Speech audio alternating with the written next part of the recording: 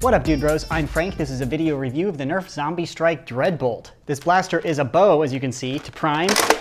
Do that, which is kind of weird. Then you load in the ammo, these giant arrows, just like that. Then you press the trigger and you fire arrows.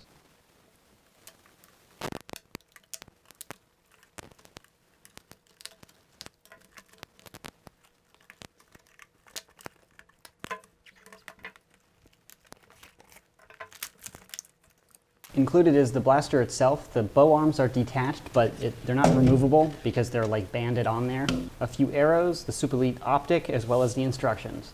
Now for the overview of the blaster in a bit more detail, starting up at the front. These giant orange things are the crossbow's arms. However, it doesn't function like a real crossbow, wherein these would bend or like a compound bow would have a moving part. The elastic cord here is what's powering the projectile. So these don't move, but the elastic cord is what's generating that power. So if you cut that, the blaster won't work. It is what it is. And instead of pulling back on the string like a traditional bow and arrow, this one primes kind of like a crossbow, where this thing, modeled like a wrench if you look up close to it, is the handle. So you pull down on it and that'll prime the blaster and pull back the string. Then you just load in an arrow. When it's loaded appropriately, there's a little chamber indicator near the scope area. And this lets you know that you've put it in far enough and it won't go off if it's just the tip. And the orientation of the arrow is important. So if you go in like diagonally, it's not gonna like properly knock, like the little lip on the end of the arrow which catches the string. That needs to be oriented correctly to catch the little sled in there. So that little chamber indicator is nice just to give you the confirming like color change or indicator that it's loaded up and ready to fire. After the prime and you shove in one arrow, you pull the trigger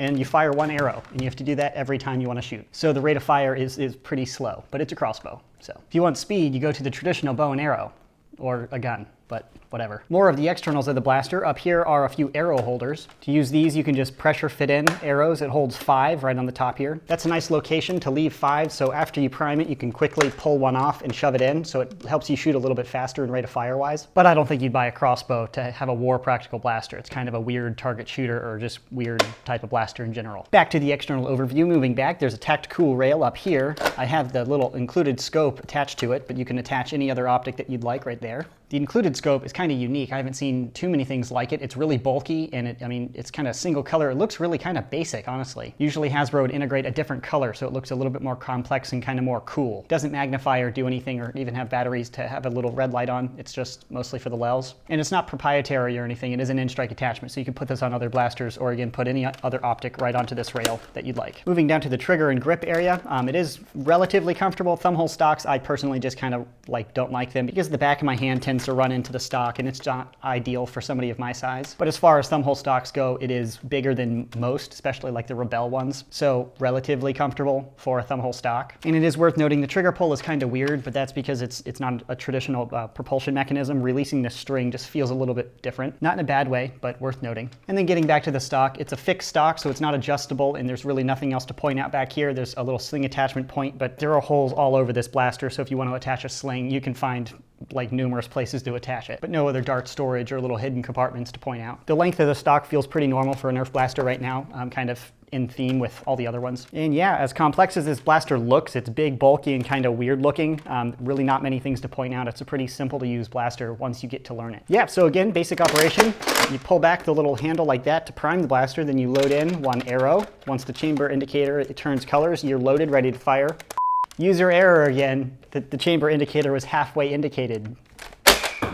Stupid crossbows. When's the last time you've seen somebody use a crossbow in like combat? Because somebody with a gun would go and smash them. I don't even know how to use these things. Not even like a flywheel master race. I'd use a spring blaster and wreck a crossbow user. Talk about the bottom of the food chain. On to the firing test. Gotta make Daryl proud.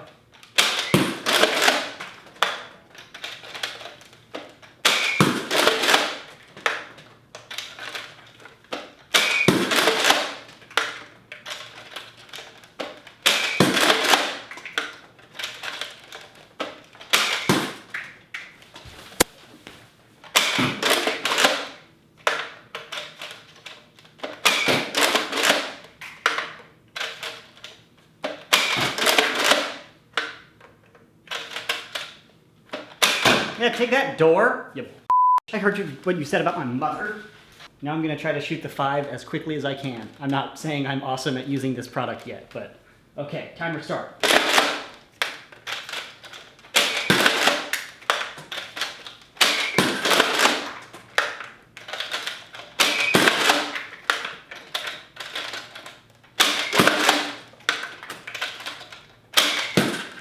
That felt pretty quick. That felt pretty quick, bro.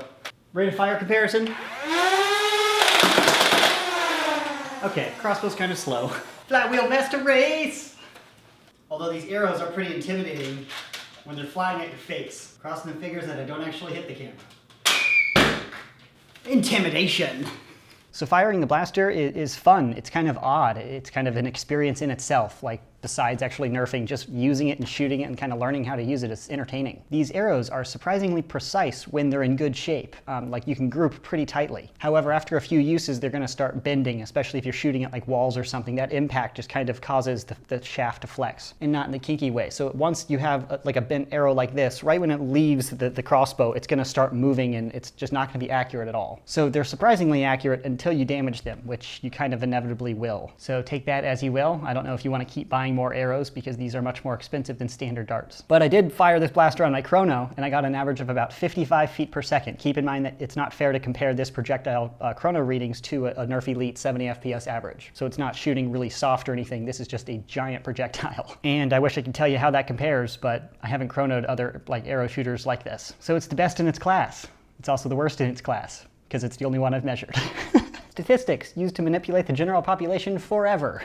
So overall opinions on the Dreadbolt. Overall, I had a pretty fun time plinking with it, but I wouldn't recommend it for an actual Nerf war where you're actively trying to defeat other people with Nerf blasters or even zombies, because the rate of fire is just so slow. Beyond bending arrows and really losing accuracy pretty quickly with the bent ones, the reliability was fine. I didn't have too many jams or malfunctions, and the ones that I did have were user error. Like, I just didn't load the arrow correctly. And that chamber indicator is a really helpful tool to just look at, make sure it's loaded and properly and chambered before you press the trigger. It's a big bulky blaster with a really slow rate of fire, so again, not war practical, but if you're a cosplayer, if you're just looking for a plinker and you just really like crossbows for some reason, it's one of the very few options that you have. And the precision or the accuracy when you're firing it was better than I was expecting for sure, until you inevitably bend your arrows. But it is cross-compatible with the Rebel arrows, which are on the market. I recently found a bunch on Amazon for just a couple bucks for each pack. I'll put a link to the cheapest ones I can find to the Rebel arrows in the description box below. And that's assuming you don't mind shooting pink and purple ammo, but when they're a fraction of the cost,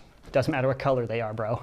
Kind of a mixed review. I knew my opinion would be pretty negative because this is not a performance-oriented blaster. Most of the Zombie Strike blasters really aren't, but hopefully my review was comprehensive enough to cover everything. So if you're not a like-minded Nerfer and you're into Nerf for other things, you can decide whether or not you'd like to purchase one. If you'd like to buy one, I'll put a purchase link in the description box below when I can find one available. That's this review. Thanks so much for watching, and as always, bros, stay tactical.